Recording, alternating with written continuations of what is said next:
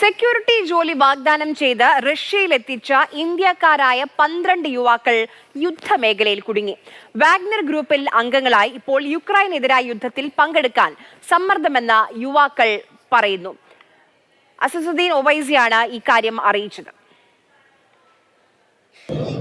जो इंडिया के agent Russia में है, रमेश उसका नाम है और एक मोइन है। तो मैं भारत सरकार से, ख़ास तौर से हमारे देश के वज़ीर आज़म जनाब मोदी साहब से, हमारे फॉरेन मिनिस्टर जनाब जयशंकर साहब से ये रिक्वेस्ट करता हूँ कि वो रशिया की हुकूमत से बातचीत करके इन 12 नौजवानों को सेफली वापस भारत को बुलाएं।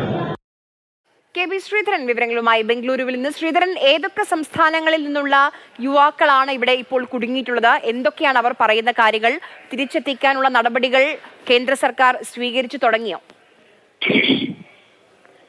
ആര്യ, തെലങ്കാനയിൽ നിന്ന് 2 പേര്, കർണാടകയിൽ നിന്ന് 3 പേര്, അതുപോലെ ഗുജറാത്ത്, UP തുടങ്ങിയ സ്ഥലങ്ങളിലാണ് ഉള്ളത്. ആയുധ പരിശീലനം ഉൾപ്പെടെ ഇവർക്ക് നൽകി. അതിനുശേഷം ഇപ്പോൾ യുദ്ധമുഖത്തേക്ക് പോകാനുള്ള ഒരു വലിയ സമ്മർദ്ദം ഇവർക്ക് ഉണ്ട് എന്നാണ് യുവാക്കൾ പറയുന്നത്.